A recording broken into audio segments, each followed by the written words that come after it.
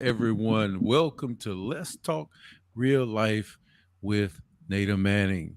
This is Coach Vernon Garrison. I'm your co host for the show. You will be presented with the teacher of all teachers here shortly. But right now, we're going to do some housekeeping duties. But I hope you are having a blessed day so far, as well as social media. I hope you guys are doing what you do. Facebook, on Awesome Radio, YouTube on Awesome Radio, GPAT 23 Awesome Radio, and Facebook. And if you want to listen to us 24/7 without interruption, download the Awesome Radio app. Okay, yeah, App Store, Google Play Store. Go there and get it, and you can have the Awesome Radio experience 24/7. All right, if you are interested in the subjects that we have entertained um, in the past, then by all means go to Roku TV. And I like that word Roku. What in the world is a Roku? It's something. But, anyways, I know it's a channel. Go to Roku TV and look up the past shows and see what you say. All right. Well, we are going to take the next 50 minutes to hopefully minister to you, hopefully give you a couple of golden nuggets and a few things that we might say. So thank you for your patience. Thank you for your time. And thank God for all of us having the opportunity to gather here around this message. All right, without further delay, this is our teacher for today, Miss Nada Manning. Hello. I hope everyone is doing well at this hour, and it is my prayer that we will come to you with um, some good news and some food for thought. Tonight's topic is going to be on inner struggles. Inner struggles. We all have inner struggles of some kind, and I want to give you just a little bit of what the inner struggles bring to us as we live from day to day. Coach might have to pick up for a few minutes because I'm having a Mm, problem with my throat. I think I need to get some cough drops. So, Coach, if you would carry on just for a moment. Thank you. yeah, sure enough, no doubts. I believe that the inner struggles here can definitely cascade across all of our elements, our stages in life. We're going to really delve into that. The inner struggles. Where do they come from? How do we play our hand if life was a card game? I tell you, the inner struggle is by design to me coming from the fall. I mean, that's when, Adam and Eve had that, had that situation up there. Seems like it was up there. Doesn't it? Doesn't seem like the Garden of Eden was up there. But anyways, seemed like it was in the Garden of Eden, and then of course, uh, after the wisdom and knowledge of good and evil was taken on our shoulders, and thus sin entered the world. So the struggle is real. I think I think that was a what you call it, a phrase at some point, in the last few years. The struggle is real. But what struggle do you have in your life? Is it managing the facets, the nuclear family? If you have a mother, father in the home, child in the home, what is it, or is it in your social structure where you have the struggle at work, in the workplace, where you gather and trade your labor for dollars and cents for value to bring home, to exchange, to eat? Where's the struggle? Where's the balance that you're trying to keep in your life? I think tonight we want to, by design, raise your consciousness on those elements of struggle, and then there's those uh, I won't say self-inflicted, But there's a chosen path we have that has a natural resistance to it. Our vision, our passion, some call it our spiritual assignment, is already laden with a struggle. Even if you're playing a video game for entertainment, it's already set up with some resistance.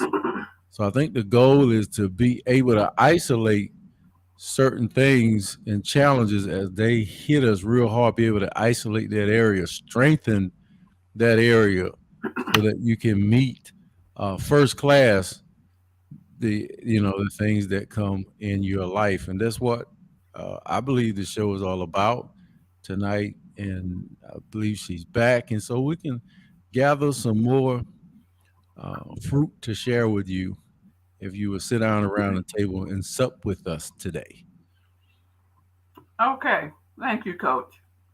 Sure. I just want to clear my throat up so that I can speak.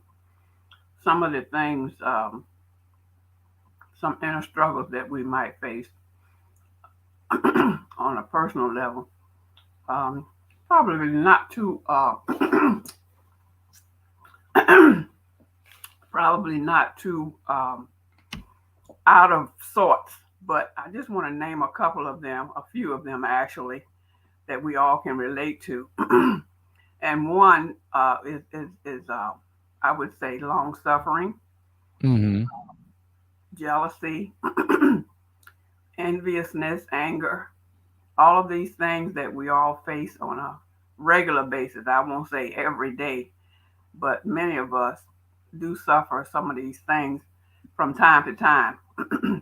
We have peace, we have envy. These things uh, come about in our lives many times when it's unexpected, inner struggles, especially the long suffering part. Mm-hmm. And even and truthfully speaking, I think jealousy comes, I don't know if that's all of a sudden many times. I think it's a build-up after observing certain things or certain people. Then we develop this jealousy, enviousness, so to speak, of a particular individual or a particular situation that's going on. I can probably name a few things on a personal level where I won't say that. Well, I guess I can say I'm not exempt from being envious of some things, such as whole families, mother, father. I think I heard you mention a few minutes ago about parents, that whole situation where you have a whole family structure. That seemingly today is something that is not so regular. You find more households that are single parents than you do those with both parents for various reasons. So we struggle with the fact that one parent is missing from the home. We, meaning the children, and as we've gotten older, we, being once children ourselves, experience similar situations.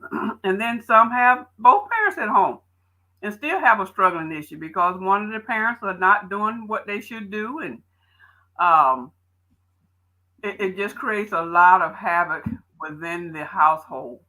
And so you have those inner struggles where you wonder, you see all your friends or your buddies or your classmates or whomever, your neighbors, with just the opposite environment. So it makes you feel some kind of way on the inside. So we struggle with that, wondering why that is. Why can't all families be like that? A whole family. And it comes from various reasons, like I said. So we struggle inside as we grow older and see more and more of it as we expose ourselves to the environments outside. So, with that being said, we have the long suffering part because we suffer as we get older when we know what's going on. As children, we grow, we become teenagers, we become young adults, and we become middle age, and so forth and so on. Long suffering come into play. When stuff happens, that's like I said earlier, when it's unexpected, and mm, we struggle with it. We struggle with it for a long time, for years on end. Sometimes choices that we make causes us to suffer. Sometimes we bring it on ourselves. This inner struggle is something that we have to deal with on a regular basis. Like I said, I don't have to be every day, but it does happen. The other part of the inner struggles, I would say, would be, and some might beg to differ, and Coach sitting there probably will be, but I'm going to bring up the word lust, Lust.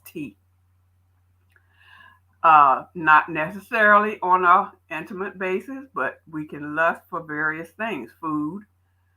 We can lust for power, uh, substance, prestige, a position. All of that is lusting because it's something that we want, and many times we go after it because we want it so bad. We go after it, and in doing so, many times we end up struggling with some things. Struggling meaning, did we make the right choice to go that route? Or if we did go that route, somewhere along the way, we might end up regretting it.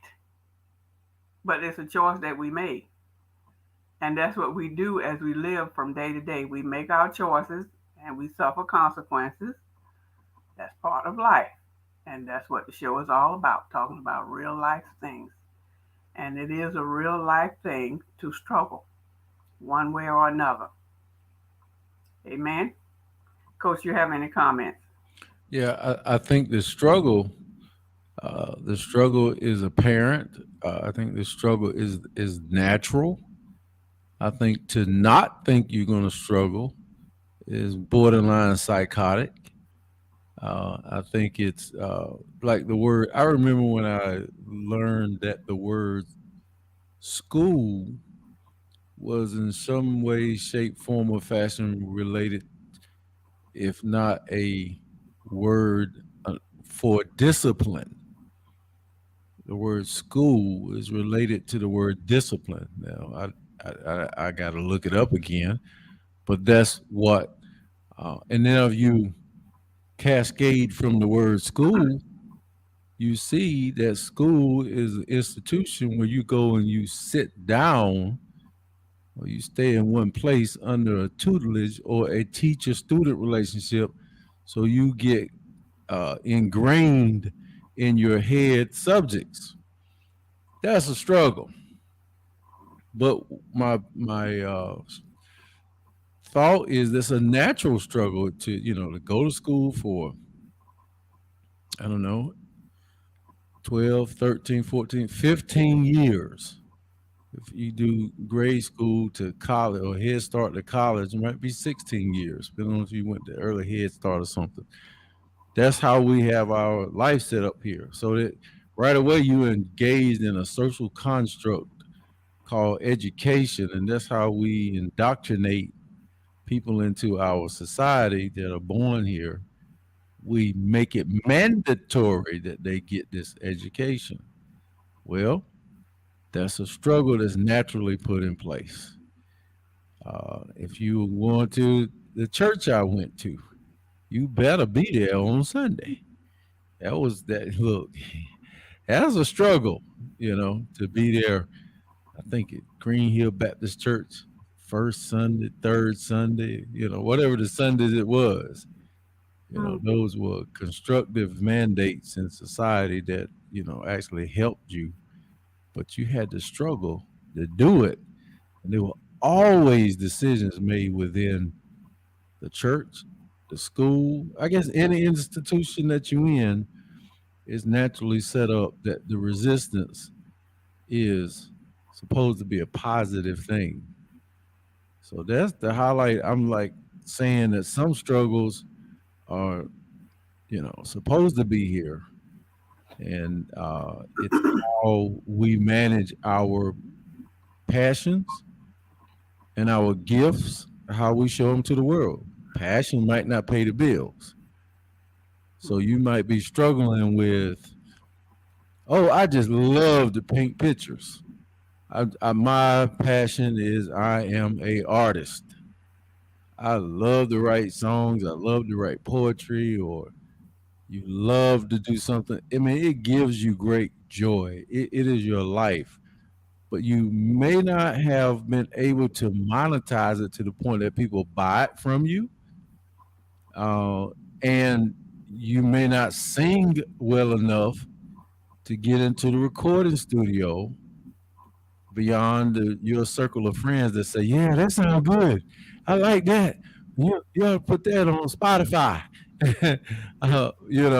So that struggle there between your gift and working a regular job, and then working one where you went to college for, and it's your favorite subject, and you're great at math, and you want to be a doctor, and you're great at chemistry, and you want to be a doctor. You're great at elements of becoming a doctor, but you may or may not be close to going there.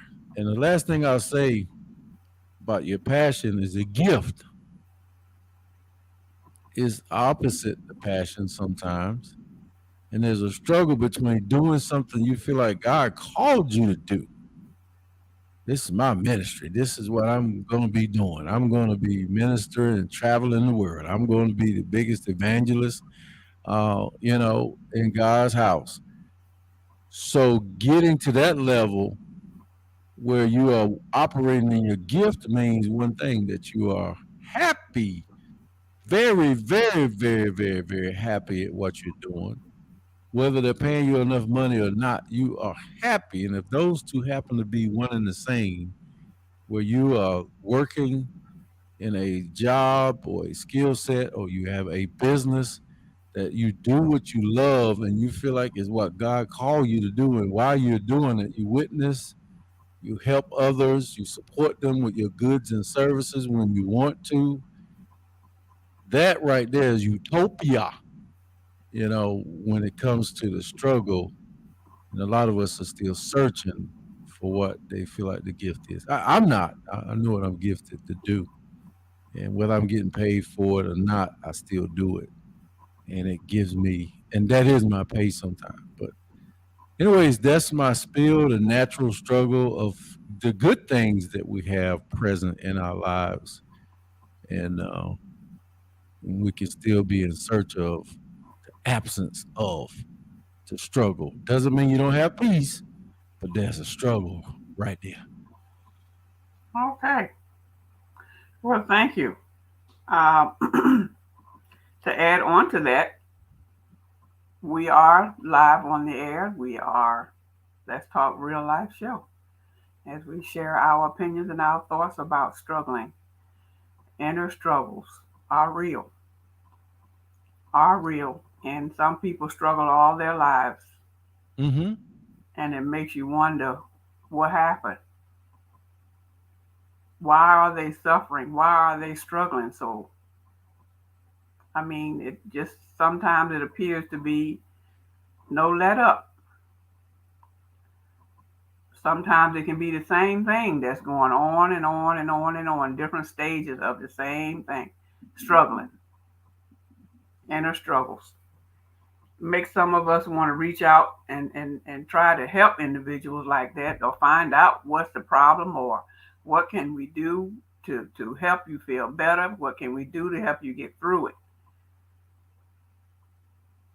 We have a heart and a passion for trying to make everybody feel good. We know we can't because we're not God, so but we can try to do what we can with what we do have. Some of us have the ability to do. As Coach just mentioned, some of us are just gifted and have a caring spirit to the point where we just want to help. What can I do? And sometimes people don't always want help. That's That's what men true. say. They'll deny the help. They'd rather continue as they are than to accept help. Well, let's look at this from another shade. Uh, some people, and I ain't talking about curses, and I'm not talking about, spells, even though some people do have them. Some people are cursed I just said I won't talk about cursing.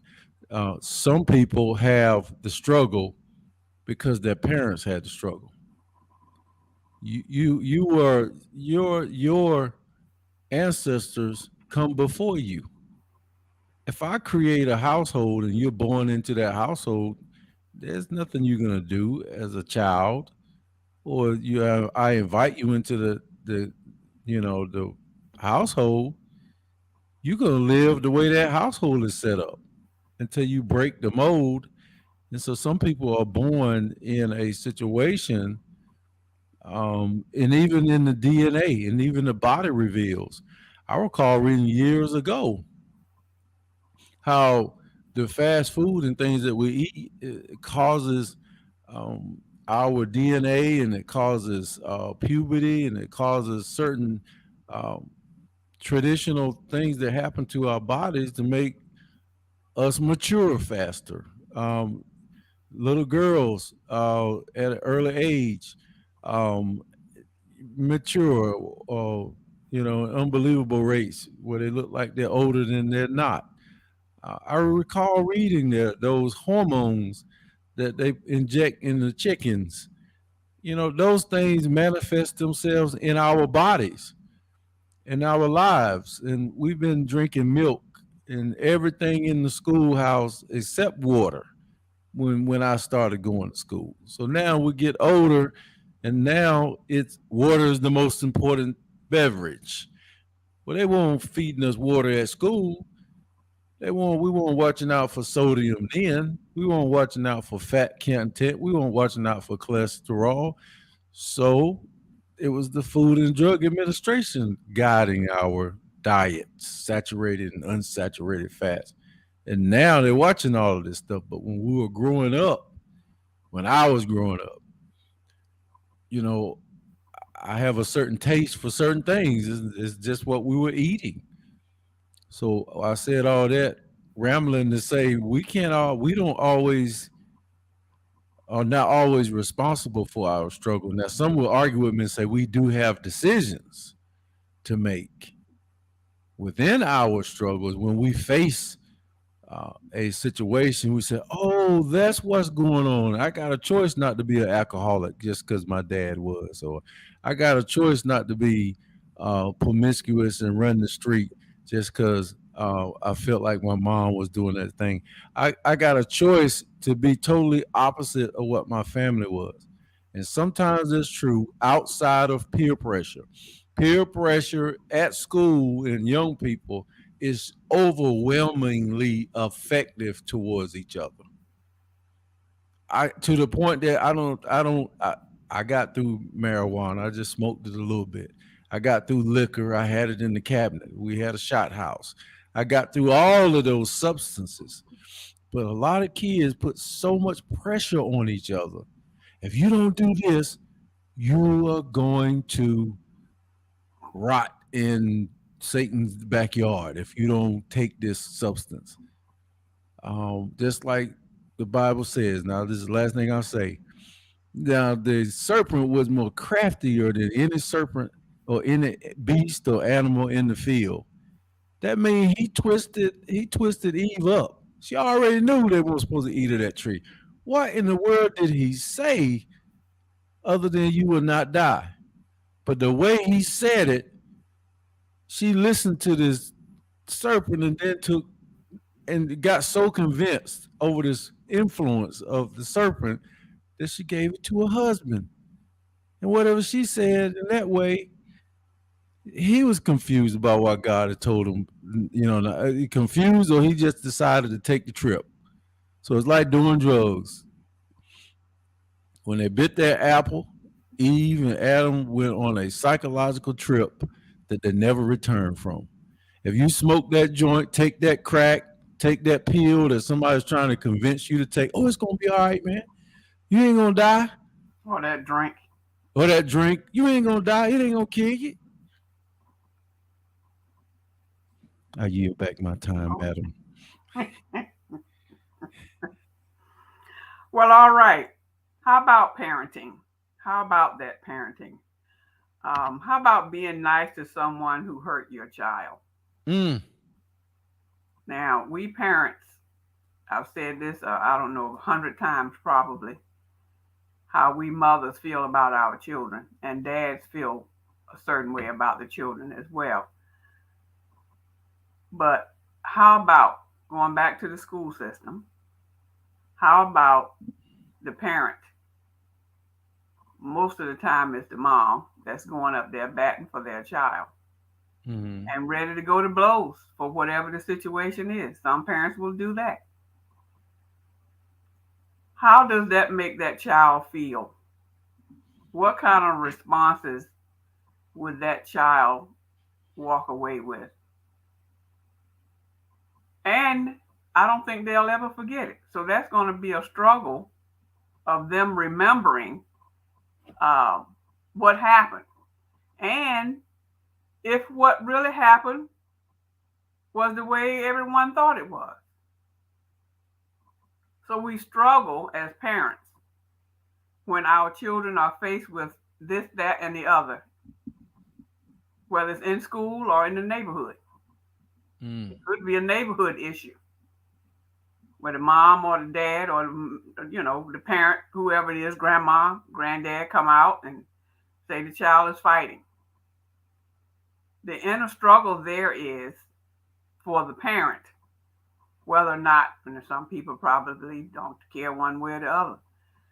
Should I interfere with this? If they're hurting one another, absolutely. But if they're just playing around and it's not all that serious, then you're going to struggle with whether or not you should come to the rescue of your child. But I go back to the school system where they don't play in the school system. Those kids, they really seriously try to hurt one another, depending on the situation. The inner struggle there for that child.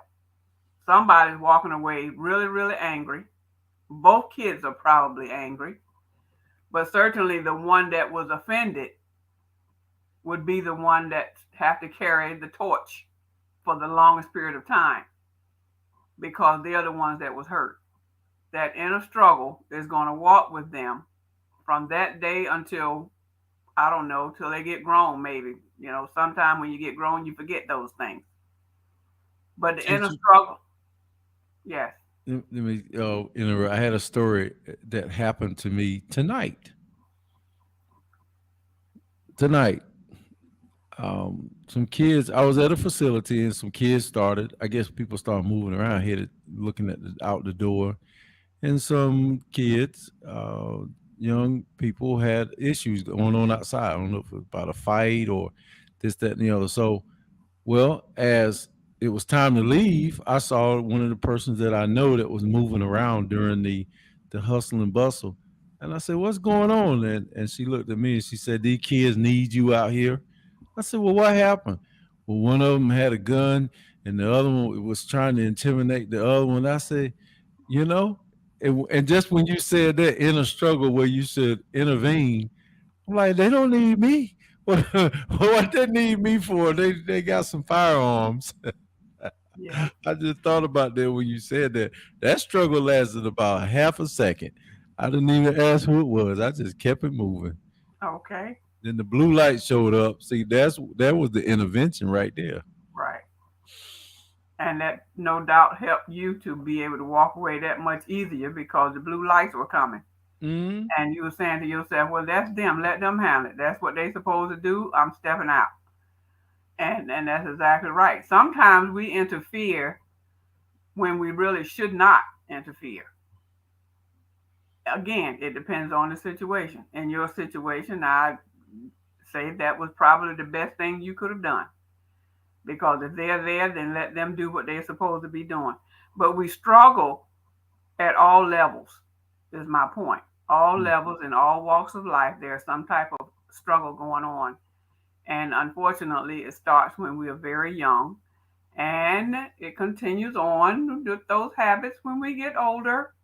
Truth be told, some of us don't outgrow that um, bitterness or that enviousness, that feeling some kind of way. Some of us don't outgrow it. We carry it right on that same habit at a different level. Why is that? Why can't we mature to the point where we should just not allow situations to get to us like that? There is more to life than struggling all the time.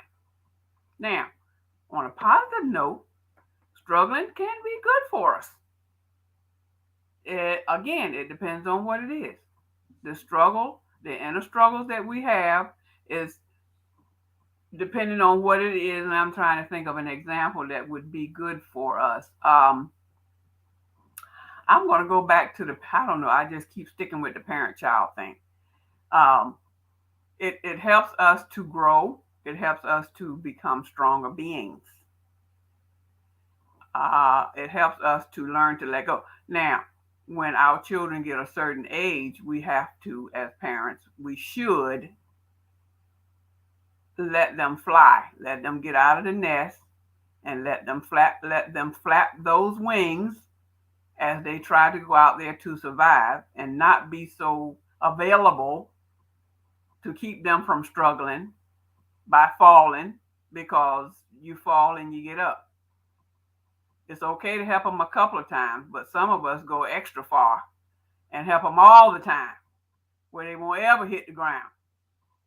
Okay, Mr. or Miss Protector, as you struggle within yourself about your child being hurt, your young adult child now, what are they going to do when you're gone?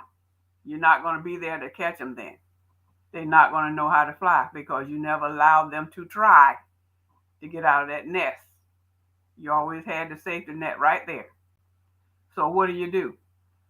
You're developing a situation where that child is not going to know how to handle him or herself in life once you're gone. And that's something that we should really, really think about long and hard. And it's a struggle for some of us to let go. It's a real struggle for some of us to let go.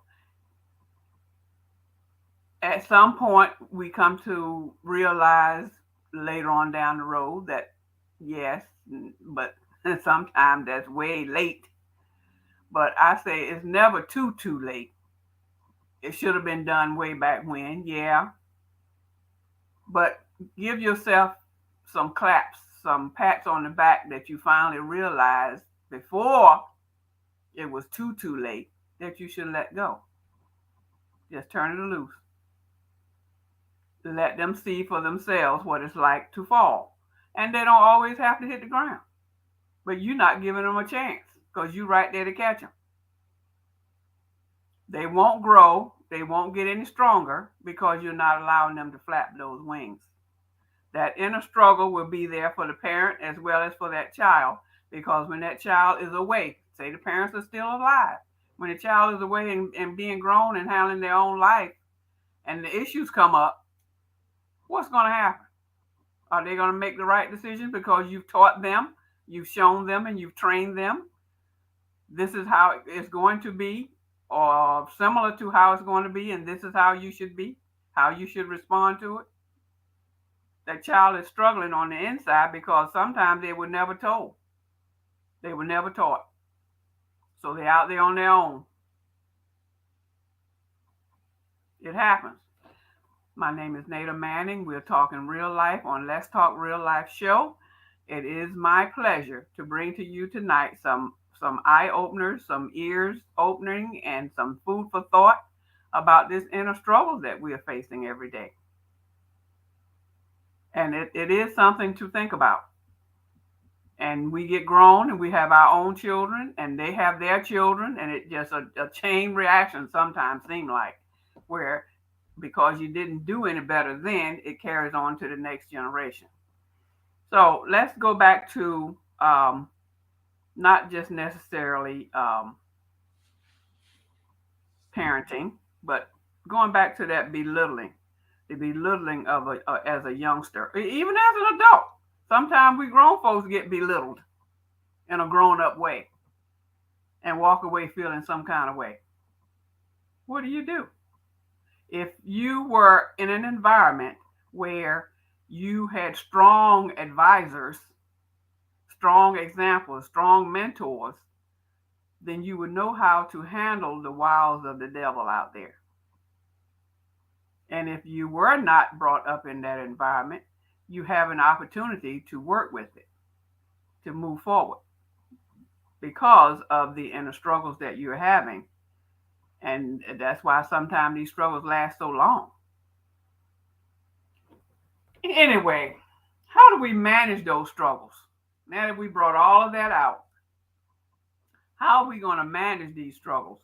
Again, if you have that support system, some children have it in the schools. Like I said a couple of 2, 3 shows ago, sometimes they have the coaches there for them in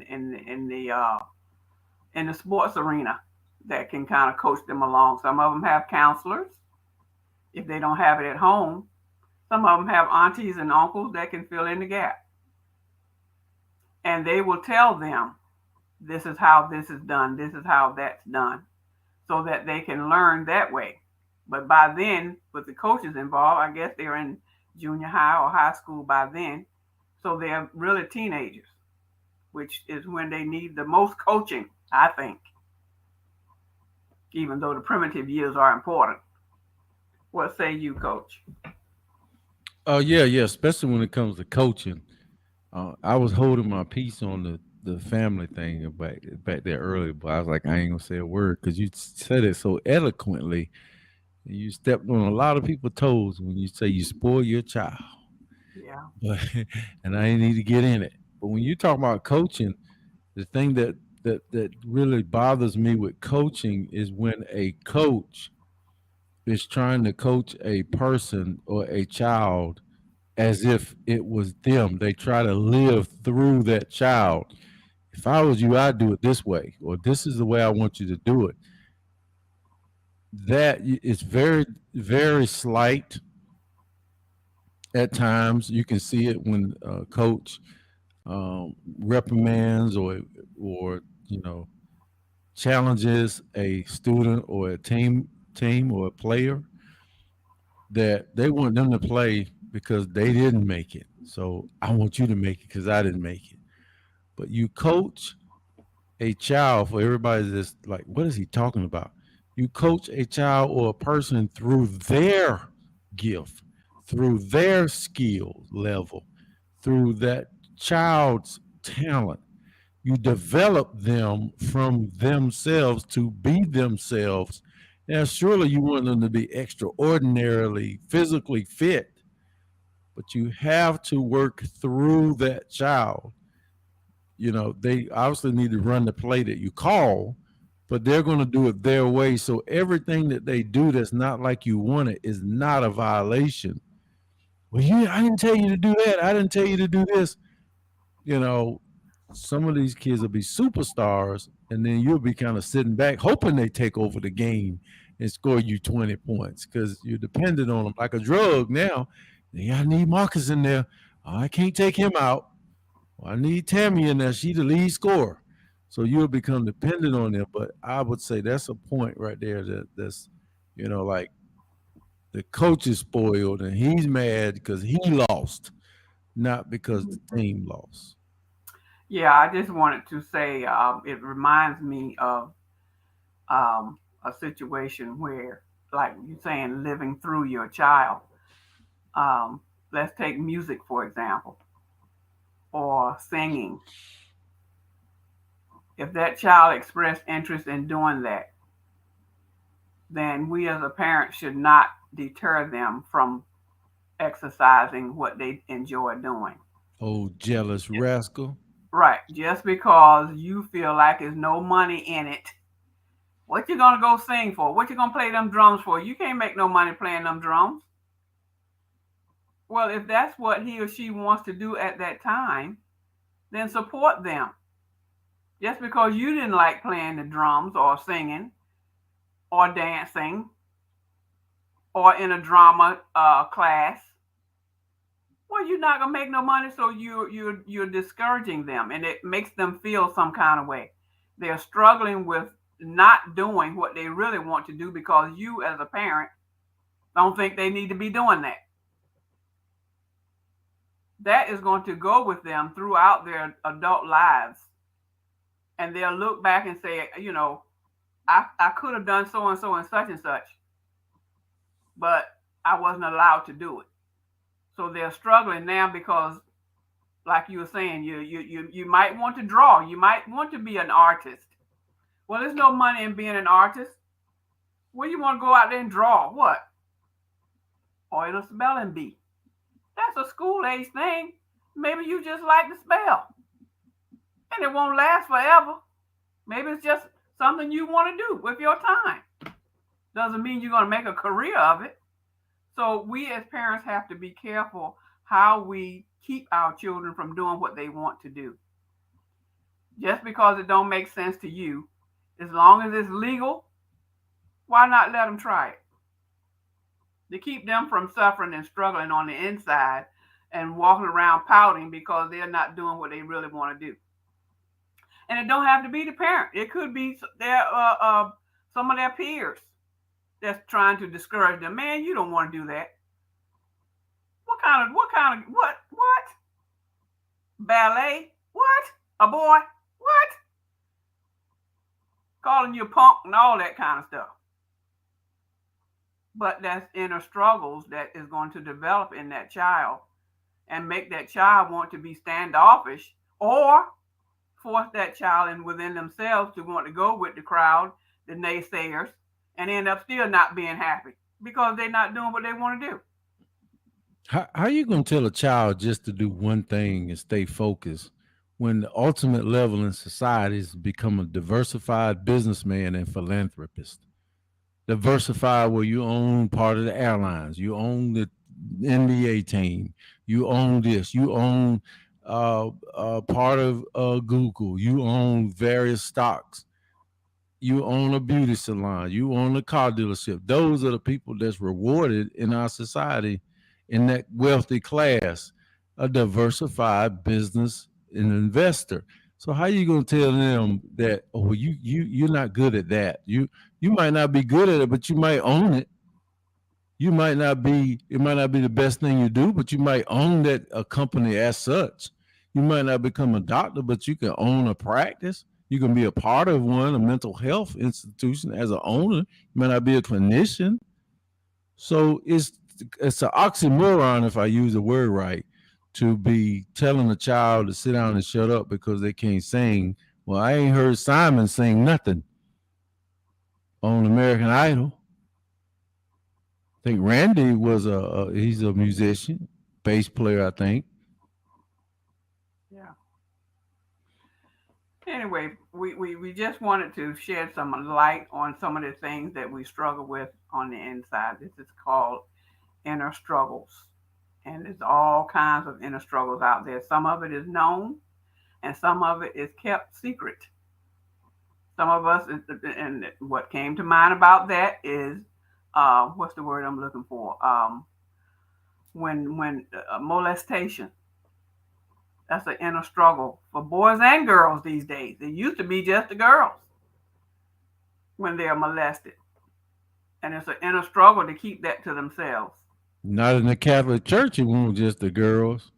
They've been Okay. doing that jump for centuries. But now in the black neighborhood, we think about some old nasty old dirty uncle touching somebody's child, but no, they was doing that stuff to them little boys in the Catholic Church. But the inner struggle is with the child, struggling with whether or not they should say something, you know, and it makes it difficult as they grow older, thinking less of themselves. So they're struggling with their identity. I could be wrong, but it could be a situation why some of the um, boys and girls are turning the other way today. Boys wanting to be girls and girls wanting to be boys. Not necessarily that they were touched, but it's a great possibility. Something on the inside of them they've been struggling with, I think personally, that's causing them to be that kind of way with their lives. Something triggered something They're struggling on the inside. Can Sometimes it's known and sometimes it's not.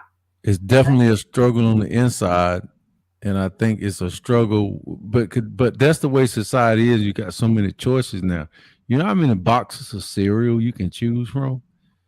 You see what I'm saying? Everything's got a choice, and then they just figure the gender is going to be a choice. It's not. I think this is going to last for less than 100 years, no more than it has been before people started coming out of the closet. But it's always been in the closet. Famous actors and presidents have always been promiscuous like that, but they didn't change their gender. But I think this is a fad, and the more we make of it, the more they gonna it lasts. The longer it'll last. Yeah, it's a struggle. Nonetheless, it's an inner struggle within a person to carry that from day to day for years and years and years. That's a struggle. So anyway, we want to. We have about 4 minutes left, I believe. We want to um, definitely close out in prayer.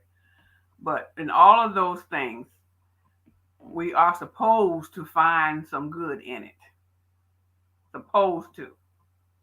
And it's a struggle sometimes trying to find the good in that type of situation that we've been describing.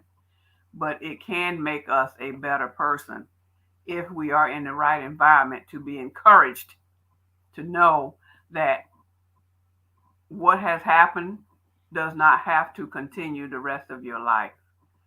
You can make a difference in your own life. You have to want to. You have to, again, you're struggling on the inside whether or not you should go east or west or just stay still and don't do anything. It's a struggle in itself. And if we have the proper um, guidance and the proper um, mentoring, the proper support, then we can overcome. That's the word I want to use at the end of this lesson. We can overcome the issue. Just give yourself a chance. Listen to your positive folks. Pray. Above all else, we must pray about everything so that the ultimate provider, the ultimate helper, who is God, can help us through. Because many times no one else can but Him. And so many times we wait to the last minute to go to Him for some things when we absolutely don't have nowhere else to turn. We struggle and struggle and struggle and struggle until we get to the point where we just at our wits' end. And sometimes that wits' end will take us out if we are that weak. So I encourage all of you out there who are listening to get a support system. It don't have to be 100 people. It can be just one person, but someone to support you, but they won't know it if you don't open up. So pray about it and ask God to show you who you can go to help you with these inner struggles or whatever that is. It could be just one struggle, and sometimes it's 2, 3, 4, 5 struggles. But God can help you through it, and that's my encouraging word for you tonight. As we get ready to close, I want to pray. Oh, thank you, Lord. We, or should I say us, when we go through challenging situations, please remind us of your goodness. Please help us through, Lord, because we can't do it without you. Everybody out there under the sound of my voice needs some type of support system from somebody because none of us can stand alone. You did not make us to be alone. We are here to help one another, to support one another. In Jesus' name, I do pray. I do thank you. God bless you all. I wish you well and have a blessed rest of your day and a great weekend. In Jesus' name. All right, ladies and gentlemen, tune in next Wednesday, same time, same channel. And we hope your week is fantabulous. If I think that's probably becoming a word, I think I made it up. Fantabulous. Get back here with us at WBISLP 106.9 FM. That's right, FM. This has been Let's Talk Real Life with Native Manning, a late night talk show. Love you guys. See you next week. All right. I broke off my knob at 106.9 FM to Awesome Radio, and I'm glad about it. 2 Timothy 3:16.